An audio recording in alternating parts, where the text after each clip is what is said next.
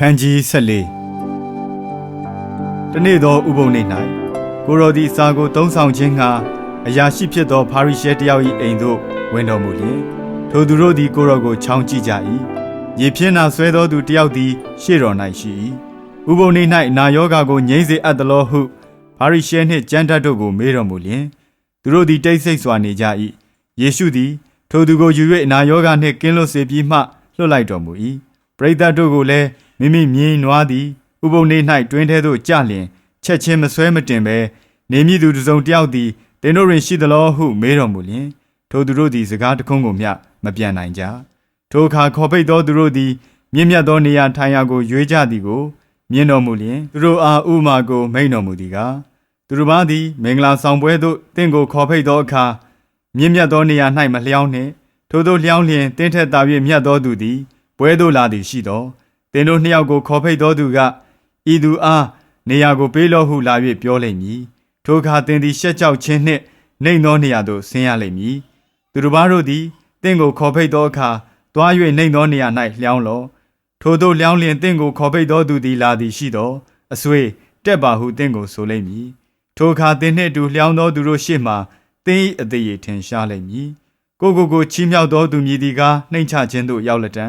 ကိုနှိမ်ချသောသူမည်သည်ကားချီးမြှောက်ခြင်းသို့ရောက်လက်တံဟုမိန့်တော်မူ၏ကိုရောကိုခေါ်ပင့်သောသူအားတဖန်မိန့်တော်မူသည်ကားသင်သည်နနက်စာညစာလှုပ်ကြွေးသောအခါအဆွေခင်ပွန်းညီကိုမျိုးသားချင်းငွေရတတ်သောအိမ်နီးချင်းများကိုမခေါ်မဖိတ်နှင့်ထို့သောခေါ်ဖိတ်လျင်သူတို့သည်နောက်တဖန်သင်ကိုခေါ်ဖိတ်၍ကျေးဇူးဆက်ကြလိမ့်မည်သင်သည်ပွဲခံသောအခါဆင်းရဲသောသူအင်္ဂါချို့တဲ့သောသူခြေမစွမ်းသောသူမျက်စိကန်းသောသူများကိုခေါ်ဖိတ်လော့ထို့သောခေါ်ဖိတ်လျင်မင်္ဂလာရှိလိမ့်မည်အကြောင်းမူကားထိုသူတို့သည်ယေရှုမဆက်နိုင်သည်ဖြစ်၍ဖြောင့်မတ်သောသူတို့သည်ထားမြောက်သည့်ကာလ၌သင်သည်ယေရှုဆက်ခြင်းအကျိုးကိုခံရလက်တန်းဟုမိန့်တော်မူ၏စပွဲ၌လျောင်းသောသူတယောက်သည်ထိုစကားတော်ကိုကြားလျင်ဘုရားသခင်၏နိုင်ငံတော်၌ပွဲဝင်သောသူသည်မင်္ဂလာရှိ၏ဟုလျှောက်တော်ကိုတော်ကလူတဦးသည်ကြီးစွာသောပွဲကိုစီရင်၍လူများတို့ကိုခေါ်ဖိတ်လေ၏ပွဲခံချိန်ရောက်သောအခါခေါ်ဖိတ်သောသူတို့ကိုလာကြပါအလုံးစုံတို့သည်အသင့်ရှိပြီဟုမှာ၍အစေပါကိုစေလွတ်၏ခေါ်အပ်သောသူပေါင်းတို့သည်တညီတညွတ်တည်းပရိယေပြုကြ၏တယောက်ကအကျွန်ုပ်သည်မြေယာကိုဝယ်ပါပြီသွား၍ကြည့်ရပါမည်အကျွန်ုပ်ကိုလွှတ်ပါအောင်လောဟုတောင်းပန်လေ၏တယောက်ကအကျွန်ုပ်သည်နွားငါးရှင်းကိုဝယ်ပါပြီသွား၍စမ်းရပါမည်အကျွန်ုပ်ကိုလွှတ်ပါအောင်လောဟုတောင်းပန်လေ၏တယောက်ကအကျွန်ုပ်သည်မယားနှင့်လက်ထပ်ပါပြီထို့ကြောင့်အကျွန်ုပ်မလာနိုင်ပါဟုဆို၏အစေပါသည်သခင်ထံသို့ပြန်လာ၍ထိုအကြောင်းများကိုရှောက်လေ၏ထိုအခါအိမ်ရှင်သည်အမျက်ထွက်၍မြို့လမ်းမလမ်းကြားသို့အတော့သွားကြဆင်းရဲသောသူအင်္ဂါချို့တဲ့သောသူခြေမစွမ်းသောသူမျက်စိကန်းသောသူများကိုခေါ်သွင်းကြဟုအစေပါကိုဆို၏အစေပါကလည်းသခင်စီရင်တော်မူသည့်အတိုင်းပြုပါပြီသို့တော်လည်းလက်သောနေရာထိုင်ရာရှိပါသေးသည်ဟုလျှောက်လေတော့သခင်က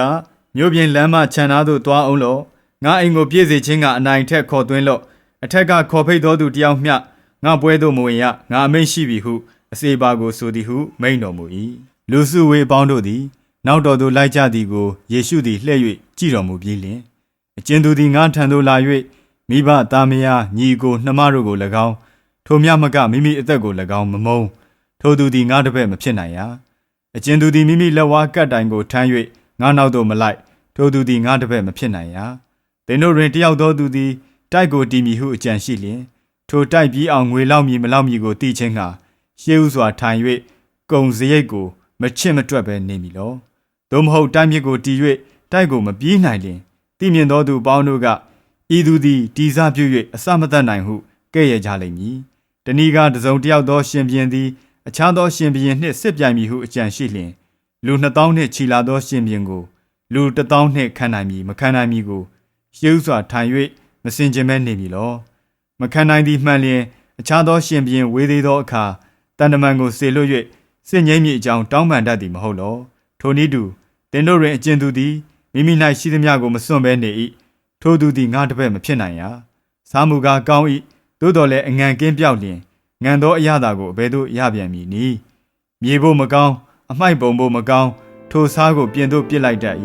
ကြားစရာနားရှိသောသူမည်သည်ကားကြားပါစေဟုမိန့်တော်မူ၏